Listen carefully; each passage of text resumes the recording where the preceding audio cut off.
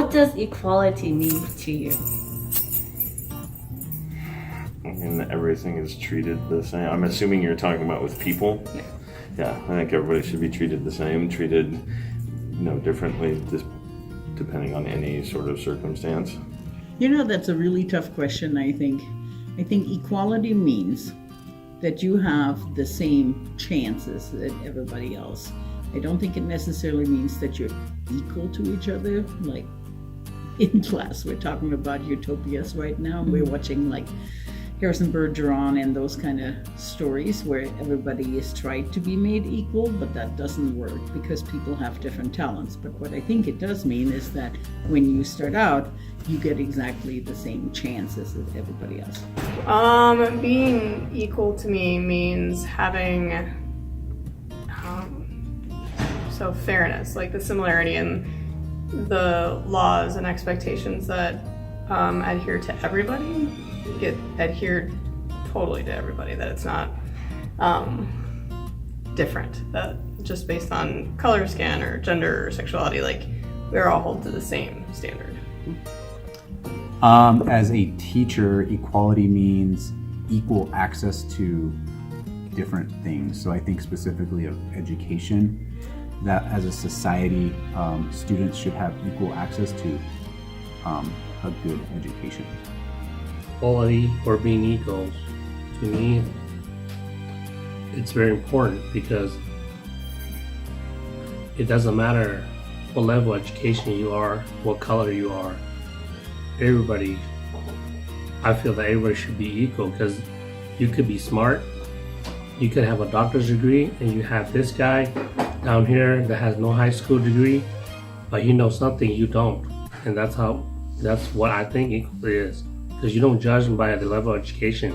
He's a human, judged by,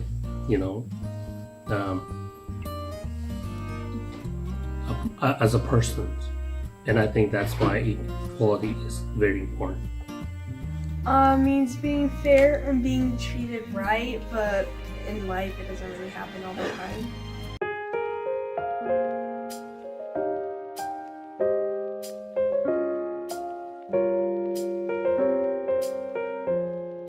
And so I'm going to give you a scenario, and we just want to know what you think.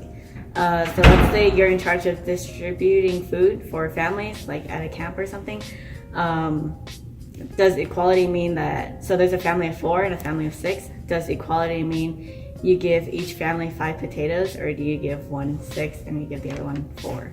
You give one 6 and the other one 4. Okay. Well, why is that, and why is it not you give each family 5 potatoes?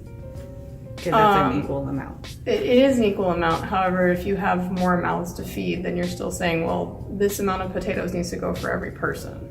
So if you have 6 people in a family, then they should each have a potato, because the family with 3 people gets potato for every mouth.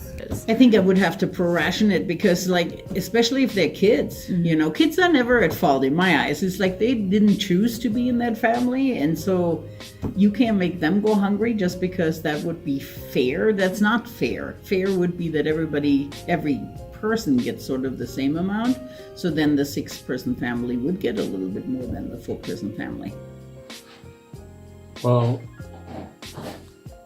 of course, with a bigger family, you got to give them more, because if you give them less, then how are they gonna survive? In other words, or if you give them less, then they would have to share, and then that would be less of them. But then on the other hand, where the other family is less and you give them more, yeah, they're gonna get more, and then probably they might just throw some out, throw it away because it's more than what they need. I think I give one family 4 and one family 6. Why is that? Because that's an equal amount of what those people need. Like, I feel like it'd be unfair to ask a family of 6 to split 5 potatoes while letting a family of 4 have an extra potato. Ultimately, each person still has 1 potato. I know that like society doesn't necessarily work like that, but for that specific scenario, that's what I feel. Well, yes, because the family needs to eat more, the family of 5, because they have like one more person than the other person. But at the same time, it depends if they actually really need it or not. I would probably try to give an equal distribution, so one family would get 4 potatoes and one would get 6, i.e. 1 potato per person. Okay, so what if it was money then? Does it change, or do you each give the family each $20 to buy groceries and stuff? Or would you give the bigger family more money? I would probably give them more money. Like I would divide it up and say, oh, each person needs, you know, like you said, $20 per week for groceries. And so the 4-person family would get $80 and the 6-person family would get $120. So how important is it to do good to others? I think, again, that's kind of like there's this thing called your resume, which is all the things you accomplish in life. But then there's the things that is your eulogy. And I think often in America we forget about the eulogy, or maybe it's all the Western countries. We're so worried about our resume. Oh, what promotion did I get? How much money do I make? That we forget about this other part. The eulogy part is like, what are people going to say about me after I'm gone? And I think that's where that do good to others things comes from, that you share what you have with others and do that freely, because that's what's going to be remembered, not the other stuff. I mean, I think it's fairly important. Okay. I mean, it's important. To do good to others, not a lot for me personally, because I don't really like a lot of people. I think it's really important to do good to others. Like, I think that is something that like everybody deserves. I do to a certain extent believe that like what you put out in the world comes back to you.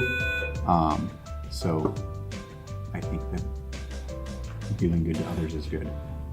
I think it's essential to all living life, all living things, and how we live our lives should be being. Okay, why is that? I think goodness is better than badness. That's terrible. But that being a nice human being should be the goal, and being nice even in the face of adversity or in the face of meanness. There's been a lot of terrible people, but I think that because we've seen terrible people, then we know what really good people look like. And so being good people is the strive. That is very important. To me,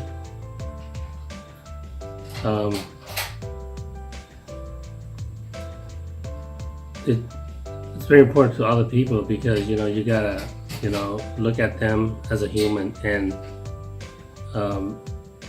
you gotta treat them right. If you treat them right, they'll treat you right.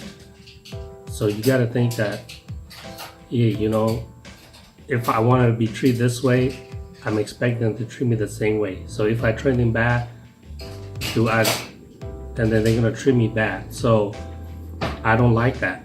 If I don't like it, I'm pretty sure they don't like it either. So it's very good. It's very important to be good to other people.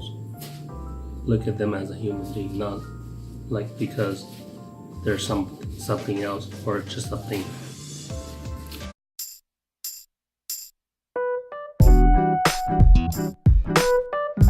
So another scenario, say you know someone that's an acquaintance and you know they did something wrong, like you saw them trying to break into a car, and then and so now they're running away from the cops, and you see where they hid, and then the cops come running to you and they're like, have you seen this person? Would you rat them out? I would.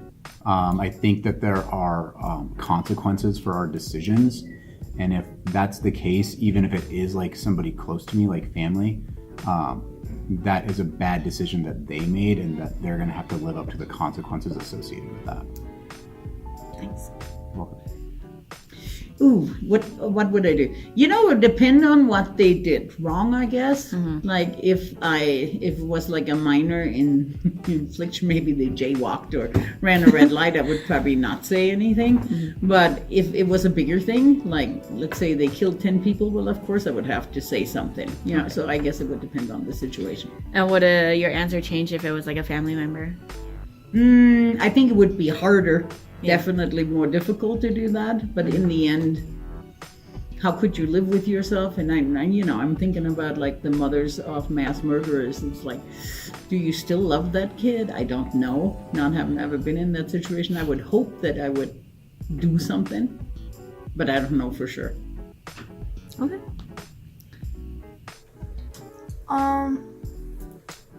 Probably not, because the person did it for a reason. Okay, so then let's say if it was your family member who did it, then would you still tell the cops?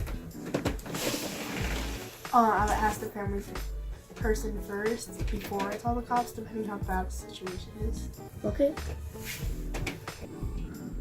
Yes, I would. Because why? Because he did something bad.